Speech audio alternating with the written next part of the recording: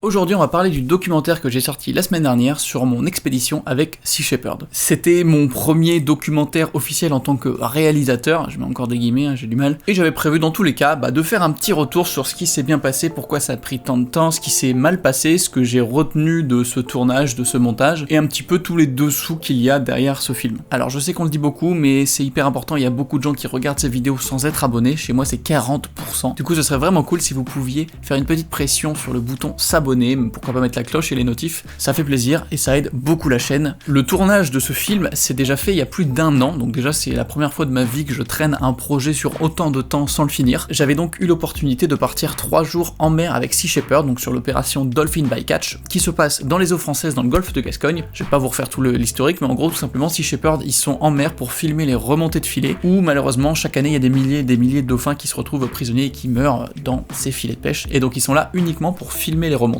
Et c'est un autre youtubeur qui s'appelle Tolt, lui il allait avec Sea Shepherd et il pouvait emmener une personne, et du coup il m'avait proposé de l'accompagner, et moi je me suis dit trop cool, c'est une super opportunité, et je suis donc parti avec lui pendant 3 jours, sans vraiment savoir à ce moment-là ce que j'allais faire. Je savais que je devais aller à bord et filmer, déjà évidemment filmer ce que je voyais, un petit peu mon expérience, pour parler plus généralement de l'importance de documenter. C'est quand même la thématique principale de ce qu'on retrouve dans le film que j'ai sorti, mais elle a été un petit peu modifiée, et le but aussi de ce film c'était vraiment d'aller à l'encontre des schémas classiques de YouTube, avec une voix qui a pas forcément parlé comme dans d'autres vidéos YouTube. Je suis le sujet un petit peu, mais vraiment très légèrement, et je suis très vite dans l'ombre, et on parle plus simplement de la cause et de l'importance de filmer, documenter, etc. Mais globalement ça s'est hyper bien passé, les gens étaient très accueillants, les membres de Sea Shepherd et tout, c'était vraiment cool, et une expérience hyper enrichissante, qui amène aussi son lot de difficultés pour filmer, vous vous en doutez, on n'est pas là en train de filmer des prairies avec des chevaux en slow motion, c'est pas ça du tout. Premier problème, déjà, c'est un petit peu l'incertitude, c'est-à-dire que je suis sur le bateau, je sais vite fait ce qu'ils font, je suis un peu toutes les expéditions qui se font, on vient nous chercher, on nous dit on part dans 10 minutes, etc. Même à 5h du mat, on toque à ta porte, on part dans 10 minutes, on monte dans le Zodiac, donc t'es dans le noir, tu descends une échelle à corde pour tomber sur un Zodiac avec la houle et tout. Donc déjà, il y a l'incertitude aussi de savoir aussi comment filmer en fait, parce que t'es sur un Zodiac, est-ce que tu peux filmer qu'un gimbal, est-ce que tu te prends plein de giclées d'eau de partout, on te dit de te couvrir, il te file des tenues de pêche et tout, des trucs hyper chauds parce qu'il fait très froid. Donc au début, tu sais pas trop comment ça va se passer et tu filmes un peu en mode test parce que t'as pas trop d'idées de ce que ça peut rendre et des difficultés qu'on va rencontrer une fois sur le Zodiac. Et au final, en effet, quand tu vas à 70 km/h sur un Zodiac, ça mouille, il fait froid, c'est impossible de filmer en étant à pleine vitesse, genre vraiment...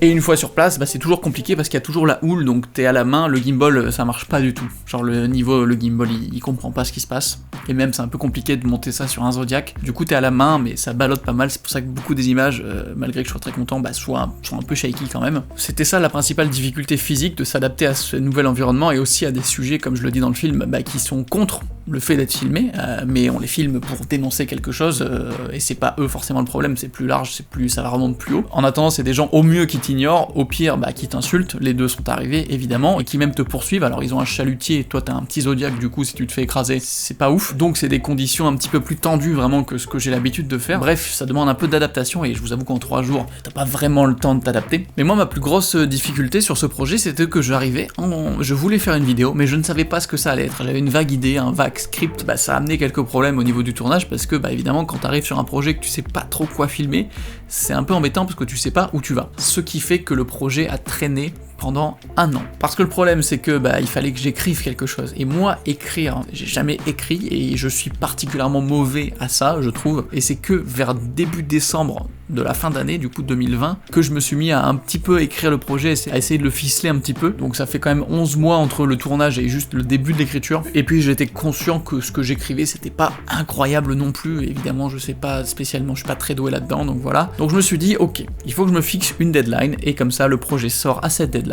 Et quoi de mieux, parce que me fixer une deadline avec moi-même, clairement ça n'aurait pas marché, puisque je peux la repousser. Quoi de mieux donc pour fixer une deadline, que se trouver par exemple un sponsor, et de lui donner une date de publication, et de devoir respecter cette date. J'ai donc demandé aux copains de MusicBed s'ils étaient intéressés pour soutenir un projet de documentaire, et ils ont dit oui. Et devinez quoi, ce making-of est donc sponsorisé par MusicBed.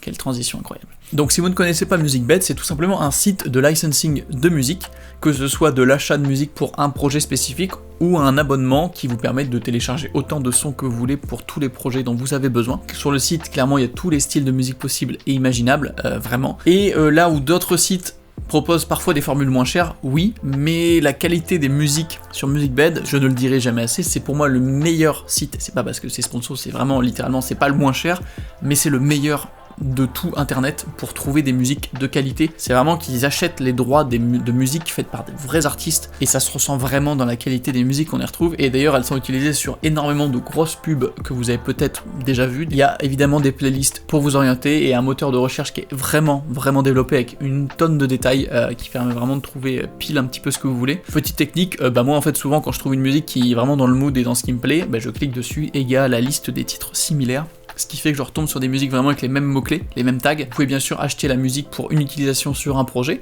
mais évidemment, le plus intéressant, il y a un système d'abonnement, et qui comprend différents types d'abonnements. Si vous faites des films de mariage, des films du corporate, si vous faites des vidéos sur vos réseaux sociaux, il y a plein de types d'abonnements différents. Et via le lien en description avec le coupon Charles Chilet, tout attaché, je vous l'écris là parce que c'est compliqué, vous avez tout simplement un mois offert sur un abonnement d'1 an en mode individuel, donc en gros un abonnement qui vous permet d'utiliser les musiques à foison sur vos réseaux pour vos vidéos, YouTube, Facebook, Insta, peu importe. Du coup, merci infiniment à eux de me soutenir sur un projet qui est vraiment anti-YouTube. Et une fois qu'ils ont accepté, on a défini une date. Bon, je l'ai un peu dépassé, mais en soi, j'avais une date fixe et je devais respecter cette date. Donc, je devais me bouger, j'avais ma deadline et fini la procrastination. Étant donné que j'étais naze en écriture, j'ai fait entrer Sophie dans la boucle, qui est bien plus calée que moi déjà en documentaire, parce qu'elle en a fait plein. Et aussi, qui est vraiment plus calée en écriture et pour faire les choses bien et pas faire un format trop YouTubesque. Et au final, on a défini ensemble un plan qui allait être un peu le déroulé tout simplement du film. Et à partir de ce plan, moi j'ai écrit une voix off en essayant de la rendre bien intéressante avec les bons mots, les bons termes. Le but était de pas faire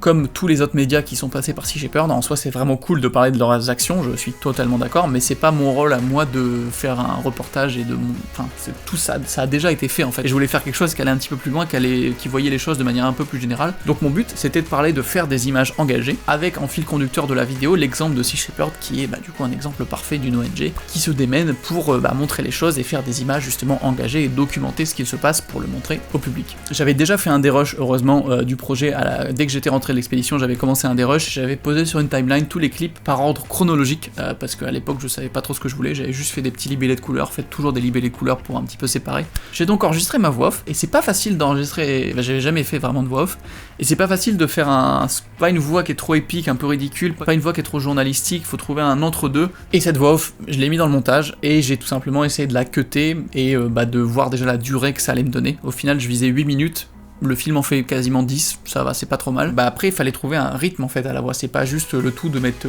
tout bout à bout, c'est nul. Et l'erreur que j'ai fait, c'est qu'au début, j'ai commencé à vraiment laisser des petites respirations, mais très peu, j'ai juste tout collé. Et il y avait un flot d'infos, en plus j'ai tendance à parler vite, c'était vraiment trop. Et j'ai laissé des souffles musicaux, on peut appeler ça, où déjà ma voix elle est un peu rythmée, il y a des petits trous entre certains morceaux pour laisser poser les mots. Et de temps en temps, entre chaque partie notamment, il y a 30-40 secondes de plan avec de la musique, mais un montage très lent, avec un peu les bruits d'ambiance en même temps, pour justement laisser un peu le cerveau se poser. Ok, il y a eu des infos, petite pause musicale, la petite musique de MusicBed, j'ai vraiment pris des trucs un peu dramatiques avec des violons et tout qui procure quand même de l'émotion. D'ailleurs, dans la description, il y a une playlist avec toutes les musiques du film, s'il y en avait certaines qui vous avaient plu, vous pouvez les retrouver dessus. Et avec ces souffles, avec cette voix un peu plus rythmée en laissant des petites pauses, on avait déjà quelque chose d'un peu plus concret, mais au-delà des souffles, etc., il fallait tout simplement poser des images sur ma voix. Déjà, j'avais pas tant d'images que ça, et surtout, j'avais pas des images qui matchaient parfaitement avec tout ce que je disais, donc il fallait créer un cheminement un petit peu dans les images. Ce que j'ai fait du coup, c'est déjà j'ai commencé par, évidemment, au départ, c'est sur moi, mon expérience, donc on a mon arrivée sur le bateau. Ensuite, il y a des petites séquences, en fait,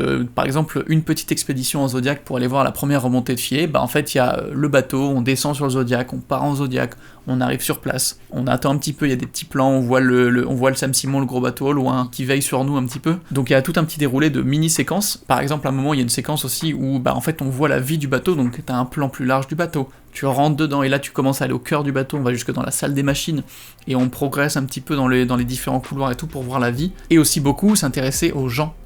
C'est quelque chose que je voulais mettre en avant, c'était de montrer les membres de l'expédition, parce qu'il y a 25-30 personnes sur le bateau, c'est énorme, on s'en rend pas compte. Et le plus gros problème que j'ai eu, c'est que clairement, je n'ai pas assez filmé. Quand vous ne savez pas ce que vous avez prévu de faire, il faut filmer beaucoup.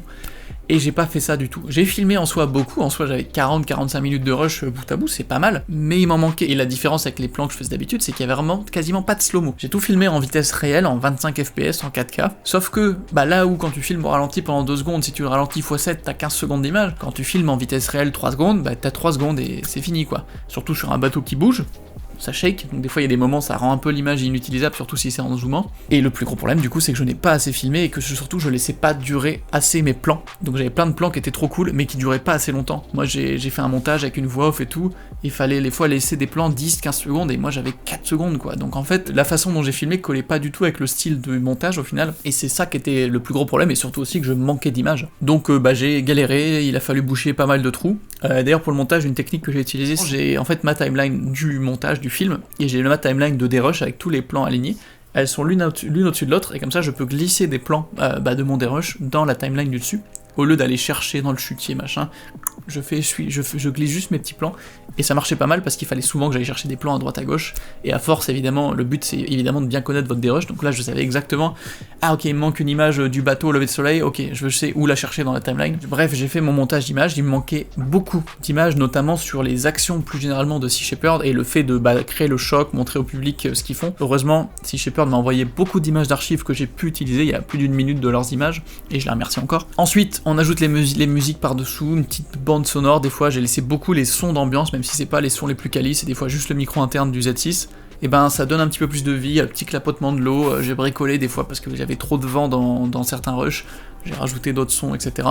pour créer juste une petite ambiance sonore, mais qui est pas que musique voix off et un petit peu de son d'ambiance. On met les petites pauses de musique avec les jolis plans, les petits montages, on met une petite étalo, et voilà, c'est fini, le film était bouclé. Et au final, j'ai quand même fait ce montage en 4 jours vraiment top chrono, ce qui est plutôt pas mal. Je le place discrètement, mais si vous voulez avoir les bonnes techniques pour monter efficacement et rapidement ce type de vidéo, il y a ma formation qui est en description, si ça vous intéresse. Bon, évidemment, monter un docu en 4 jours, ça amène à un résultat qui est bien, mais qui est pas parfait. En vrai, je suis content, mais c'est pas...